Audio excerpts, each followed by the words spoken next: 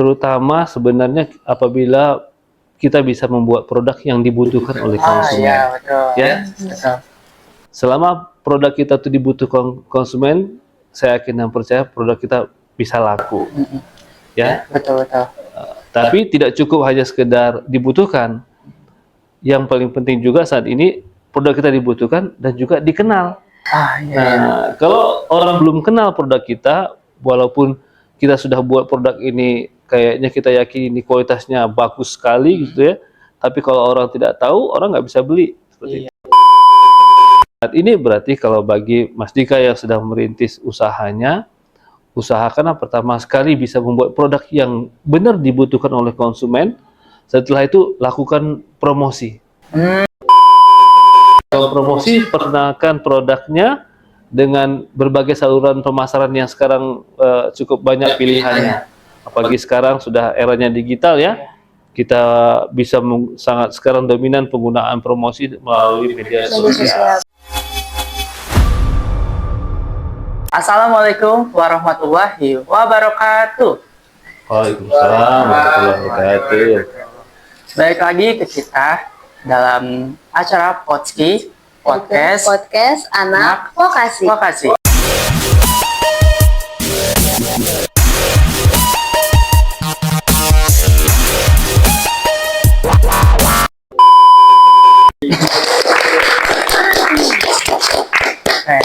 Kali ini di podcast kali ini kita mendapatkan tugas sebagai ketua UKM, lebih jelasnya perwakilan UKM untuk melaksanakan sebuah podcast dengan dosen.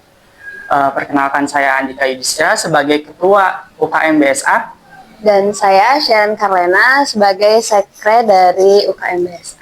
Baik, di podcast kali ini karena kami berdua adalah termasuk dalam UKM bisnis, jadi sekarang kita mengundang tamu yang berkaitan dengan bisnis, yaitu Bapak Ferus.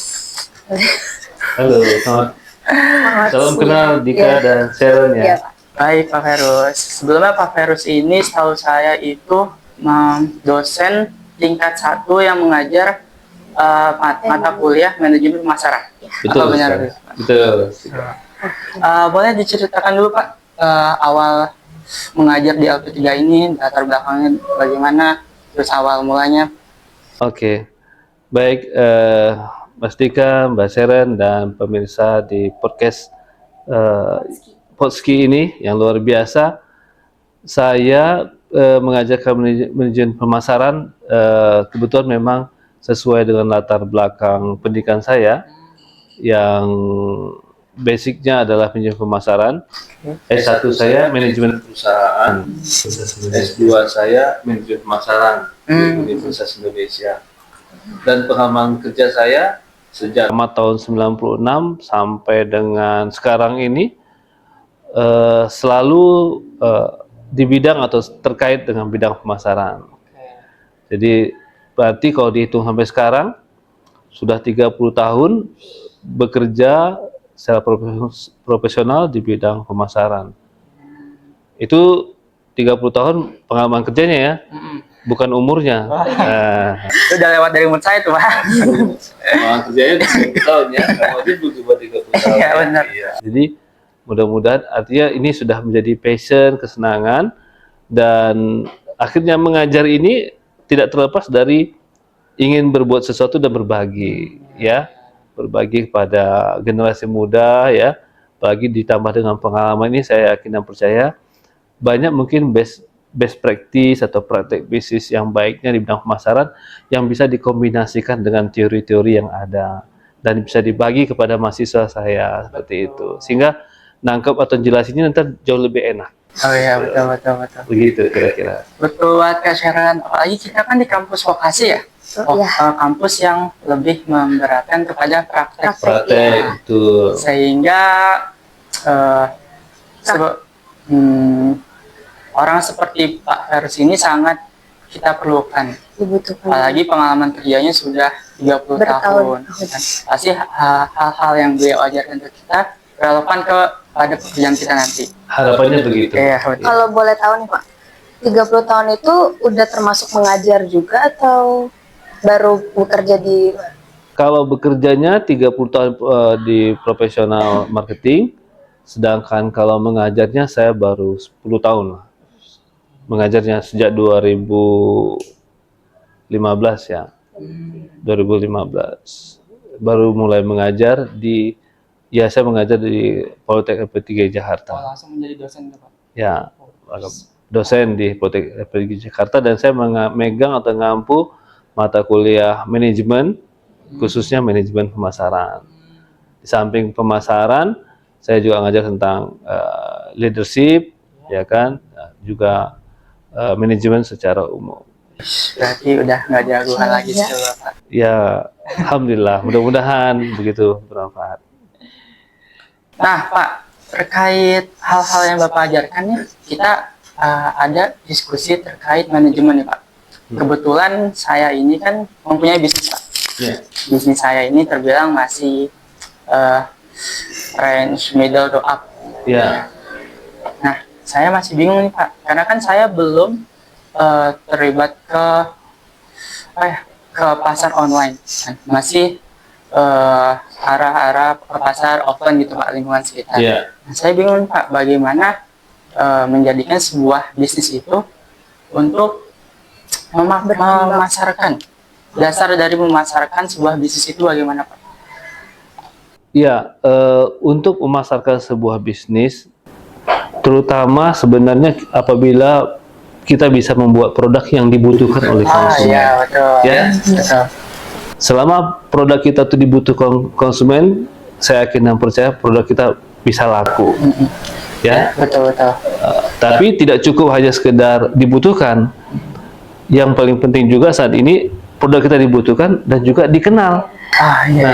Kalau orang belum kenal produk kita, walaupun kita sudah buat produk ini, kayaknya kita yakin ini kualitasnya bagus sekali gitu ya, tapi kalau orang tidak tahu, orang nggak bisa beli seperti itu. Nah, saat ini berarti kalau bagi Mas Dika yang sedang merintis usahanya, usahakan pertama sekali bisa membuat produk yang benar dibutuhkan oleh konsumen. Setelah itu lakukan promosi.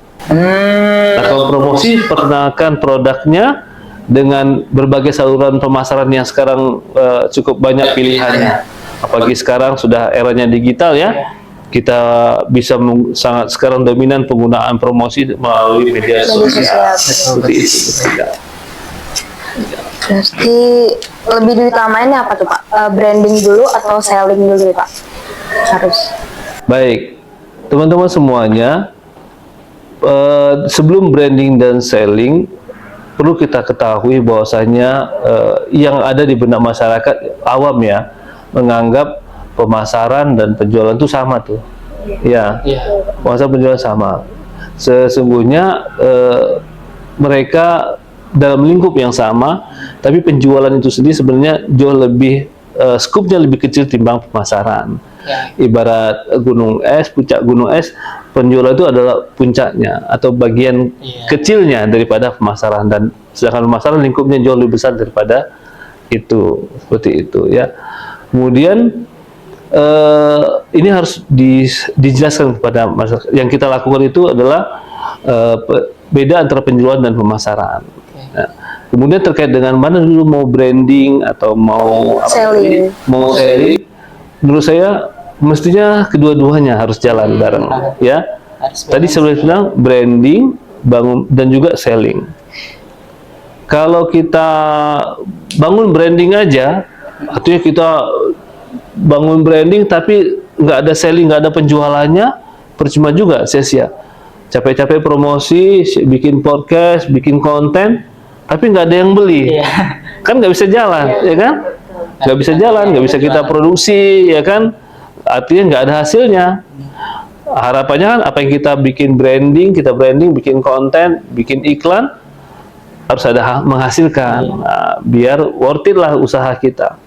Tapi kita ngomongin jualan aja, pokoknya tawarin ke sini, tawarin ke situ, jualan terus. Tapi kita lupa membangun branding.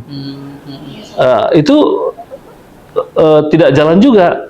Jualan tanpa branding itu tidak akan optimal.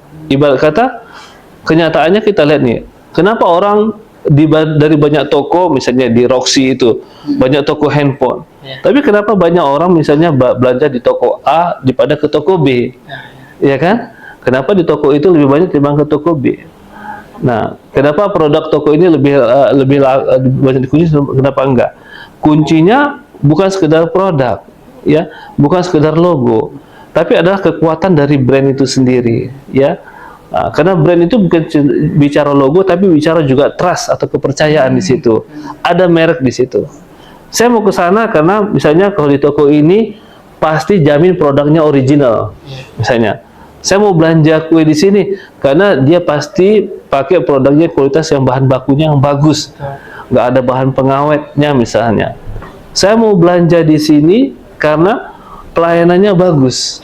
Nah, jadi ada trust, ya, yang ada brand yang disertai dengan trust yang membuat ada kepercayaan dari konsumen. Ya, dan ini adalah pondasi daripada kita melakukan penjualan dan pemasaran. Dia harus seiring bangun branding dan bangun selling, seperti itu. Baik, seperti itu Pak. Jadi membuka pikiran saya terkait cara membuka bisnis nih Pak. Karena kan di keluarga saya sendiri kan berasal dari Sumatera Pak ya. Posisinya di Padang. Sama dong kita. Oh sama. Iya. Oh Bapak. Padang juga. Oh ya, orang awal. Udah makan dagangnya gitu ya. Iya. Terus lah. Jadi pas saya cerita keluarga saya dulu ya. Keluarga saya kan merantau ke sini. Jadi kita baru melakukan bisnis secara konvensional Pak. Iya. Belum ke tahap promosi bagi gitu Pak. Cuma kita melakukan penjualan aja, kita disiplin penjualan, jualan setiap hari tanpa ada promosi atau branding. Brandingnya itu mungkin pengalaman kita jualan itu, lamanya kita jualan itu orang kenal ke bisnis kita, paling seperti itu Pak. Jadi setelah Bapak jelaskan seperti tadi, ya membuka pikiran saya, lihat branding pemasaran itu.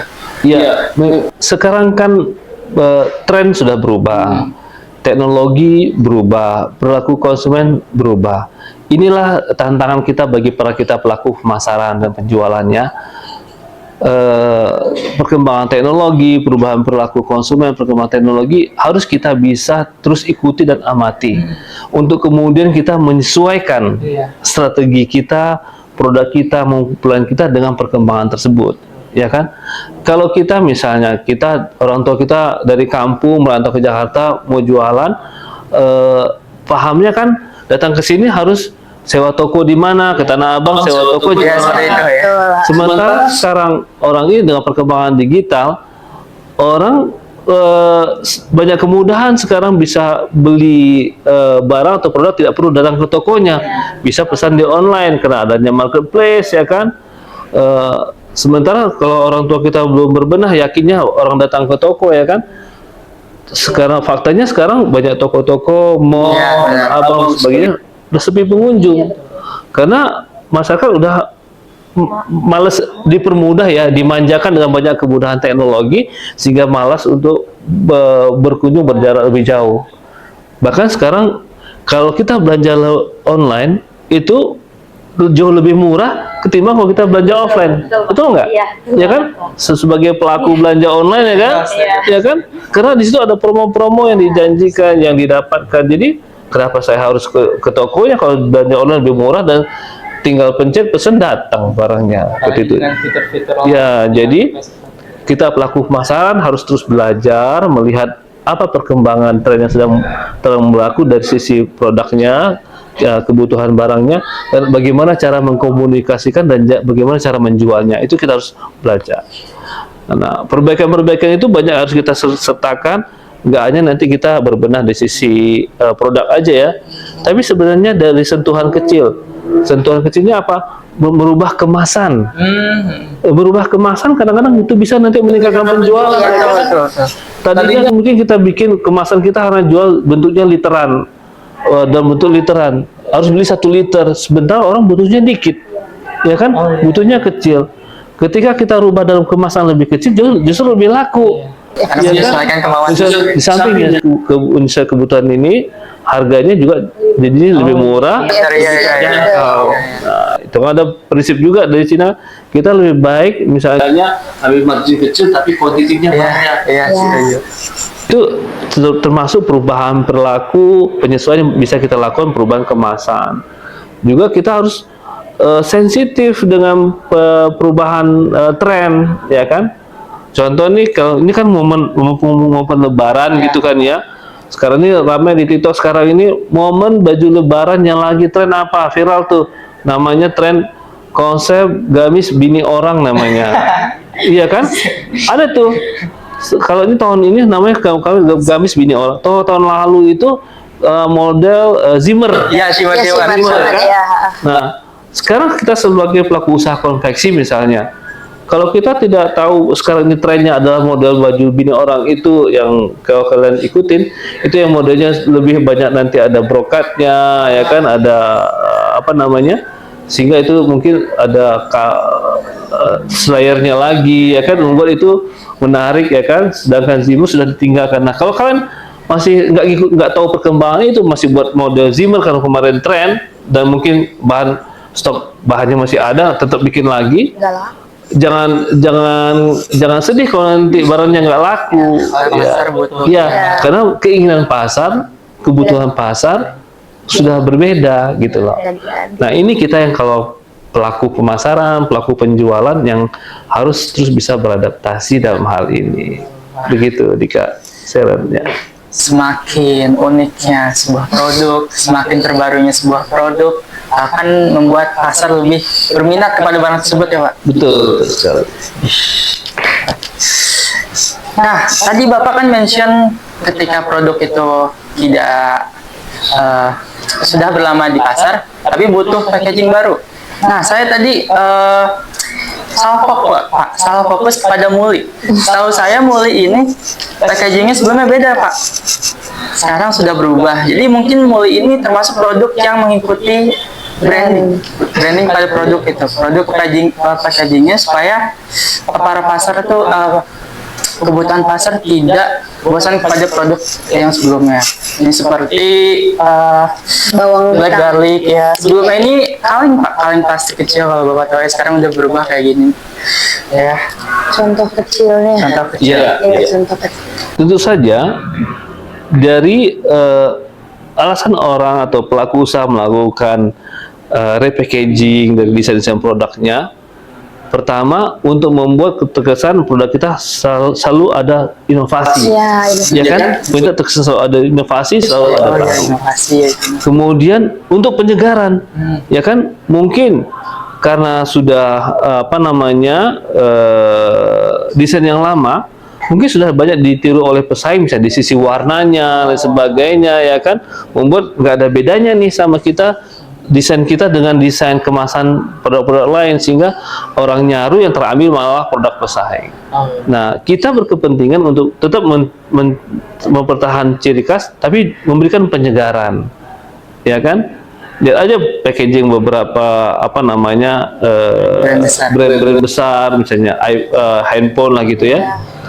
Dia sekarang malah berani pakai warna orange, iya nggak? Dan membuat itu bukan menjadi warna yang unik, yang nggak kita sangka. Dan itu tetap laku, dan itu laku, ya kan? Segar, fresh, membuat punya saya jarang dari biasanya gitu loh. Nah, repackaging itu untuk menyimpulkan kita selalu melakukan inovasi baru, dan juga di sisi manfaatnya, misalnya ada packaging yang dirubah mungkin agar lebih safety. Lebih safety-nya apa? Kalau botolnya kalau bukan tanpa gerigi kemasannya, ini licin, udah jatuh. Nah, sekarang dibikin banyak desainnya ada ulir-ulirnya. Ini membuat dia akan lebih, kalau dipegang itu kokoh, kuat, seperti itu. Dan kenapa misalnya dibikin misalnya tambah birunya lebih jelas atau apa, untuk ada sisi artistiknya, ya kan? Seperti, dan kemasannya tetap botol bening biar kelihatan fresh, segar, seperti itu. Tapi Gitu kira-kira. kadang orang kalau misalkan mau repackage tuh kayak mikir juga Pak, perlu tambahan biaya, nanti harga jualnya bakal naik, kayak gitu Pak. Ditambah kalau misal brandnya itu udah lama, ketika berjalan itu orang tiba-tiba kaget, Pak. Mungkin kalau yang contoh iPhone itu bagus ya, yang meledak gitu ya. Tapi takutnya kalau tiba-tiba berubah, pasar jadi nggak suka dengan perubahan baru, jadinya. Nah, itulah dalam proses pemasaran, yang namanya proses dalam fungsi pemasaran. Sebelum kita melakukan perubahan-perubahan itu, ada proses yang namanya riset. Kita perlu melakukan penilaian bagi riset atau perubahan, menganalisis tren atau perilaku yang sedang berlangsung. Nah, di situ nanti kita akan perlu riset kenapa perubahan, apa yang jadi tren dan bagaimana tren itu berlaku dan apa yang disukai. Nah, kita perlu agar inovasi kita, perubahan-perubahan kita tetap disukai, kita harus berdasarkan atas data, ya kan? Bisa membuat data riset yang pas, yang sesuai, ya kan? Sehingga nanti perubahan yang kita bikin justru jadi sesuatu yang memang lebih enak nih, ini cocok nih, lebih bagus nih, begitu. Itu kesannya. Nah, akan tidak sesuai harapan kalau kita merubah hanya berdasarkan keinginan kita, berdasarkan keyakinan kita aja, feeling kita sebagai pengusaha aja gitu. Saya feeling saya begini laku nih, tapi nggak by data. Nah, itu akan membuat banyak yang membuat sia-sia. Ini membuat nih yakin nih selera menu saya resepnya pasti enak gitu lah. Misalnya rasanya dia bikin pedas, sementara di lingkungan yang menjadi target pasarnya dia mungkin tidak begitu suka pedas. Ya kan, sehingga produknya itu tidak laku, dihindari karena pedas. Dia nggak survei dulu, lihat lingkungannya, target pasarnya seperti apa. Oke, baik Pak. Berarti kita sebagai pembisnis atau perusahaan itu harus terhubung juga kepada pasar ya Pak? Terhubung kepada pasar dan juga harus terus mengikuti tren pasar, ya kan? Ya, harus diamati terus menerus. Iya, tapi kadang suka banyak yang orang udah repackaging, terus tiba-tiba produknya tuh kayak nggak suka karena packagingnya. Sekarang kan orang tuh banyak yang mandangnya tuh packaging kan Pak, yang lucu, gitu. Apalagi kan kayak perempuan gitu. Iya. Kan kadang suka takutnya kayak nggak laku gitu. Soalnya banyak yang brand-brand yang kayak gitu sih. Iya. Kalau berdasarkan pengalaman yang dilihat ya, orang tidak suka tuh alasan karena packaging itu mungkin persentasenya jauh lebih kecil. Alasan utama sebenarnya yang paling mendasar tuh biasanya adalah value daripada produk itu. Sesuai nggak dengan apa yang dijanjikan? Misalnya packaging ganti, tapi produknya memang kalau pas dimanfaatkan ini tetap seperti apa yang diceritakan. Misalnya kalau pakai pasta gigi ini akan mencegah gigi berlubang misalnya. Dia kalau selama itu bisa terbukti, mau packagingnya dirubah ukuran besar, ukuran kecil dan sebagainya, dia tetap cari, iya kan? Nah, tapi kalau packagingnya sebagus mungkin, tapi value-nya di sini, value daripada produk ini tidak sesuai dengan apa yang dijanjikan, bahkan sebagus apapun packaging, kalau dalamnya nggak naik, malah justru akan ditinggalkan. Betul, setuju Pak. Seperti itu ya. Jadi utamakan, pertahankan value daripada produk kita terlebih dahulu, ya, nilai daripada, karena itu yang dibutuhkan oleh pelanggan. Pelanggan mau beli barang kita atau produk kita apabila sesuai dengan kebutuhan dan keinginan kita dan sesuai dengan apa yang dia harapkan, seperti itu. Nah, disitulah pentingnya kecerdasan daripada kita pelaku usaha, pelaku pemasaran dalam memasarkan produk kita. Oke, baik. Wah, ternyata pemasaran tuh bukan hanya packaging dong ya Pak berarti. Banyak. Terkait juga kepada kualitas dari produknya itu. Bahkan yang lebih penting justru itu daripada packagingnya sendiri. Ya. Terbuka ya pikiran kita. Oke Pak, pertanyaan selanjutnya nih. Kita tadi udah membahas tentang pemasaran terkait bagaimana memasarkan suatu produk kepada lingkungan pasar. Selanjutnya ini, kalau yang Bapak lihat sebagai praktisi dan sekaligus dosen juga ya, bagaimana sih lingkungan pasar terhadap 5 tahun ke depan? Trennya, iya, tren pasar ya. Oke. Bagi pelaku pemasaran, perkembangan digital dan teknologi sangat mempengaruhi ya. Sangat mempengaruhi cara kita melakukan pemasaran atau penjualan produk kita. Di antaranya apa? Sekarang kehadiran AI. Ya, kehadiran AI dalam di kehidupan kita ini sangat membantu juga proses pemasaran, ya kan? AI tidak hanya bisa digunakan untuk mempermudah kita buat konten, buat desain dan sebagainya, tapi juga bisa digunakan untuk memprediksi misalnya bagaimana tren kedepannya, ya kan? Nah, bagaimana tren kedepannya. Jadi artificial intelligence akan banyak membantu mendukung proses pemasaran. Saat ini kalau dulu kita mau bikin iklan, kita harus menghubungi agensi, ya kan? Kita harus produksi, cari talent, editing, ya kan? Terus izin untuk suaranya digunakan seperti apa, ya kan?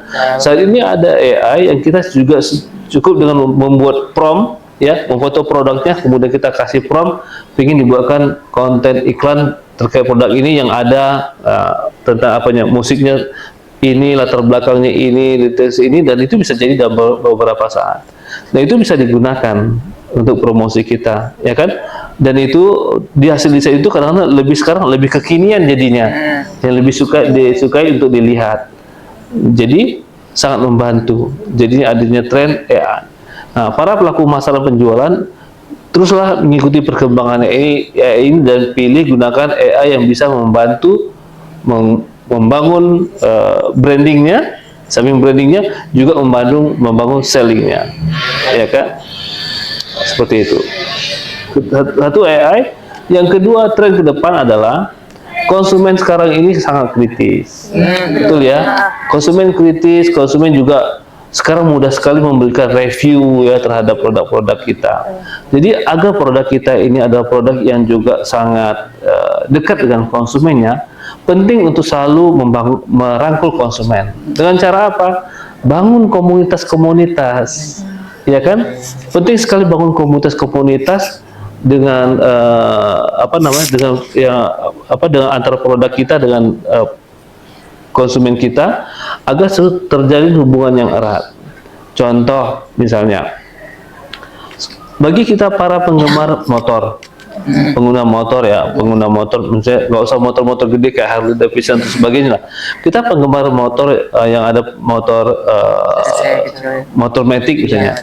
Ada komunitas kan, beberapa brand bikin komunitas motor matic itu, baik diinisiasi oleh brand, tapi kebanyakan juga diinisiasi oleh para penggunanya, ya kan? Para pengguna. Jadi ada komunitas Honda misalnya, motor Honda, ada komunitas motor Yamaha, ya kan? Ada turunan, ada sub komunitas lagi, komunitas pengguna motor NMAX dari Yamaha misalnya. Nah, itu membuat apa? Membuat hubungan antara brand Yamaha atau brand Honda dengan penggunanya jauh lebih dekat, ya kan? Rasa memiliki antara hubungan ini akan terjalin, dan mereka pasti kalau kemudian rasa memiliki, mereka akan dengan senang hati juga memberikan masukan-masukan, ya kan? Bisa memberikan masukan sebagai pengguna, mereka tahu ini ada kelemahannya nih, misalnya, oh ini kayaknya kalau pas ditanjakan misalnya, ini kok akselerasinya kurang ya, sepertinya. Itu kan dapat masukan. Nah, nanti pihak pabrikannya hendaknya akan membawa itu untuk ke bagian teknologi dan desainnya untuk bagaimana ini masukan dari konsumen pengguna ini bisa diperbaiki sehingga motor ini akselerasinya akan lebih bagus saat tanjakan. Balik lagi ke produk ya. Komunitas-komunitas nggak ya, masalah makanan misalnya kan ada komunitas sesama misalnya atau burung lah, penyuka pemelihara burung, ya kan? Ya kan? Penyuka pemelihara burung atau pemelihara ikan koi, ya kan? Nah, mereka bangun komunitas atau mereka saling berbagi ilmu tentang apa yang mereka senangi, sedang hobi. Dan itu biasanya misalnya disponsori misalnya perusahaan yang punya menyiapkan pakan untuk ikan itu, didukung. Nah, mereka berafiliasi bikin event-event untuk penggemar ikan, bikin lomba-lomba penggemar ikan hias, ya kan, didukung oleh pabrikan pakan ini. Itu kan. Nah, jadi tren kedua itu bangun komunitas dan rawat hubungannya dengan komunitas ke depan. Dan yang ketiga, tren ke depan ini teman-teman, kita ada ini eranya big data. Eranya big data. Kita selaku pelaku masalah harus bisa menggunakan data yang ada dari sosial media kita, yang kita dapat dari insight, yang dari hasil iklan kita, harus bisa membaca apa maksud dan analisisnya. Misalnya dari iklan-iklan kita bisa lihat insight-nya, berapa orang, berapa banyak viewersnya. Dari viewersnya itu berapa laki, berapa perempuan, ya kan? Dari komentarnya seperti apa, berapa banyak yang dia belanjakan, ya kan? Berapa banyak yang pesan saat kita beriklan. Nah, kita pandai membaca data itu untuk melihat tren. Jadi sekarang dengan AI Itu, tadi ya Bapak kan? bilang itu, Sehingga kalau pandai membaca data itu, ya misalnya data yang kita big data yang kita miliki, maka kita mudah nanti menyusun strategi yang sesuai untuk menjangkau target pasar kita. Jadi teman-teman teruslah belajar untuk bisa mengoptimasi perkembangan teknologi untuk mendukung pemasaran kita, tapi jangan lupa teknologi itu alat bantu, alat bantu. Tapi semua akan dikembalikan kepada kita humannya, yang belum bisa digantikan oleh robot. Sentuhan kemanusiaan itu perlu. Jadi tetap hubungan sentuhan kemanusiaannya dengan komunitas kita, dengan konsumen kita itu masih dipentingkan. Makanya pertemuan-pertemuan offline dengan konsumen itu Masih perlu, ya kan? Perkumpulan, event-event, dan mereka memaintain sebuah konsumen itu masih perlu. Tidak semuanya bisa digantikan oleh robot, begitu kan ya? karena balik lagi konsumen kita masih manusia. Betul. Belum ada robot, jadi segala sesuatunya masih ada sentuhan manusia. Ya, begitu. Ya teman-teman. Jadi intinya tadi yang kita tangkap ada 3 nih untuk tren pasar 5 tahun ke depan, yaitu yang pertama tadi ada AI, kedua itu komunitas-komunitas, yang ketiga itu tadi big data. Pandai membaca data dan mengolah datanya ya. Begitu. Betul.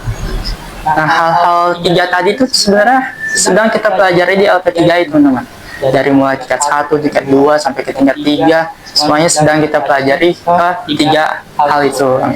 Terkhususnya di prodi kita ya, Sharon ya, administrasi bisnis, nasional, bisnis digital. 3 hal itu setiap semesternya pasti tersentuh oleh kita. Penting itu, dalam mahasiswa penting itu memahami itu, yang menguasai itu ke depannya, agar kita punya kompetensi lebih yang sesuai dengan perkembangan zaman. Benar. Dan bisa terpakai nanti di dunia kerja saat kalian masuk dunia kerja. Betul. Lagi nanti kita ada proses magang, jadi kita bisa learning by doing juga ya Pak Sharon. Betul. Oke, paling cukup untuk prosesi podcast kita kali ini. Banyak sekali ilmu-ilmu yang kita dapatkan oleh Pak Ferus. Terima kasih juga Pak Ferus sudah Sama-sama ya, terima datang kasih podcast kita, Sharon. sudah meluangkan waktu. Selanjutnya Pak Ferus juga mau ngajar teman-teman. Jadi mungkin kita cukupkan podcast kali ini. Dari kita, jangan lupa nonton terus podcast kita Di YouTube channel dan sosial media LP3I Depok. Di situ juga terdapat konten-konten podcast lain yang bisa kalian tonton. Oke, mungkin kita sudahkan podcast kali ini. Kurang lebihnya mohon maaf. Wassalamualaikum warahmatullahi wabarakatuh. Sampai jumpa selanjutnya teman-teman. Oke.